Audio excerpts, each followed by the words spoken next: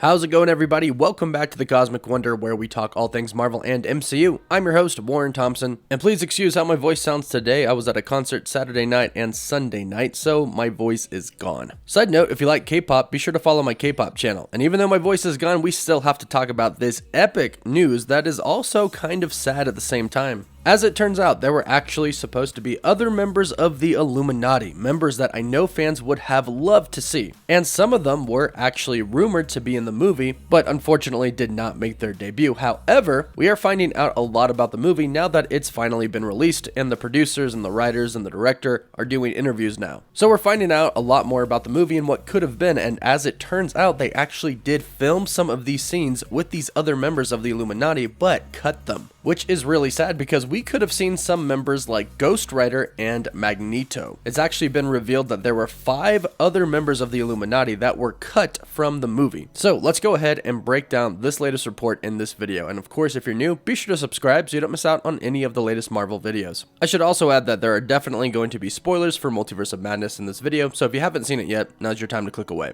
Although I'm pretty sure the entire roster of the Illuminati is out there now. But let's talk about who could have possibly joined them. And we're going to start off with a personal favorite of mine, Deadpool. Now, I was actually pretty upset that Deadpool did not appear in this movie in any way, shape, or form. I just personally feel that it would have been a great way to bring Deadpool into the MCU. However, there was never any guarantee that it would be the exact same Deadpool from the Fox universe, but it would have been a great way to do it. And before the movie came out, there were actually rumors going around that Deadpool was going to appear in one of the post-credit scenes for Multiverse of Madness. But instead, we just got Bruce Campbell kind of looking at the camera and laughing. Joke's on us, I guess. However, as it turns out, there was some truth to that rumor, as that was actually supposed to happen. The original plans were for Deadpool to appear in one of the post-credit scenes. This report is coming from James Clement from the Weekly Planet podcast, and according to him and his sources, he was informed of 5 different characters that had scenes that were filmed but ultimately cut from the final version of the film. In fact, the last thing that he was quoted saying is that, and Deadpool was going to be in the post-credits scene. And this is a true bummer because I think a lot of fans would have really loved to see this, but recently, the writer of Doctor Strange in the Multiverse of Madness, Michael Waldron, came out and said that it just didn't really work. Now, this could be to several different reasons. Since there were 5 characters cut, there were probably different reasons for each of these scenes being cut, but for Deadpool, we know that Ryan Reynolds has been actively working on Deadpool 3, so perhaps it just didn't work with the storyline. And you never know, it could have just been another joke post-credit scene and wouldn't have actually meant that he would be in the MCU, but you never know. I'm actually thinking that Ryan Reynolds has probably written a pretty good way for Deadpool to make his way from the Fox universe to the MCU. And I'm really crossing my fingers that it's Deadpool kills the Fox universe and kills all of the characters in it and then goes to the MCU. So I'm not completely bummed, but it's still a pretty big bummer we didn't see Deadpool. Now, another character that was supposed to be in the film that had a cut scene was actually our Mordo, Earth 616's Mordo, the one who we all assumed would be the bad guy of Doctor Strange 2, because in the first film, they set him up to be the villain and he started taking out sorcerers. And according to this report, he was going to go up against Wanda and Wanda was going to kill him. They could have possibly not put that in the movie so they could have him come back in another Doctor Strange movie. After all, he is a pretty prominent character in the comics. So it's kind of good that they left that open because now we can return. Then this report mentions Balder the Brave. Now, this would have actually been pretty cool, especially if you consider the recent report that Daniel Craig was supposed to play somebody a part of the Illuminati, and that character was reportedly, according to my buddy Paul over at Heavy Spoilers, Balder the Brave. Now, there are mixed reports about this. Both reports say that Daniel Craig, James Bond himself, was supposed to be a part of the Illuminati. However, Paul says he was supposed to be Balder the Brave, but Justin Kroll from Deadline states that he was actually supposed to be playing Mr. Fantastic. Now, while I think it would have been really cool to see Daniel Craig as Mr. Fantastic, I actually think he would much better fit the role of Balder the Brave. Now, Balder the Brave in the comics is an Asgardian, and he's the half-brother and friend of Thor. And that's why I think it would have been really, really cool to see him, just because of that connection. Now, I heard some things before the movie came out about this scene with Balder the Brave, and apparently he was supposed to die pretty much right away. Apparently what was supposed to happen was that the Scarlet Witch would collapse the roof down and it would fall on top of him and kill him in his chair. I'm not sure if that was what they actually filmed, but that's a rumor that I heard a while ago. And then there was supposed to be a Magneto scene. Yes, Magneto was supposed to be a part of the Illuminati, and it was actually supposed to be Michael Fassbender's Magneto. And this is really interesting because Professor X was obviously played by Patrick Stewart. It wasn't James McAvoy's Professor X. So it's weird that they wouldn't get Ian McKellen to do it, or perhaps maybe they did and he turned the role down, or it just didn't work out. But there is a line in the movie that is actually very interesting. Professor X says, "Just because someone stumbles and loses their way doesn't mean they're lost forever." Now this is very interesting because this is almost an exact quote from Days of Future Past, where Patrick Stewart's Professor Xavier is communicating via telepathy to his past self, James McAvoy's Professor X, where he says, "Just because someone stumbles and loses their path doesn't mean they're lost forever. Sometimes we all need a little help." And what's interesting is that he was speaking about Magneto then. So perhaps there could have been some connection between Professor X's Magneto and Michael Fassbender's Magneto. Now, the main reason I would have actually loved to see this is because there's a storyline in the comics where Magneto is Wanda's father. It's complicated because it was retconned and then it was retconned out again, but for a moment in time, that's how it was. Magneto was the father of the Scarlet Witch and Quicksilver. And I'm really wondering that if they decided to include Magneto in the actual final cut of the film, if they would have talked about that. If he simply would have addressed her as his daughter. That would have been a definite bigger truth. Bigger than the one that Professor X dropped on Doctor Strange. And what's really interesting is that Ian McKellen even tweeted recently that if he had a daughter, he would want her to be like Elizabeth. Could this be hinting at a possible future story where Magneto is the father of the Scarlet Witch in the actual MCU?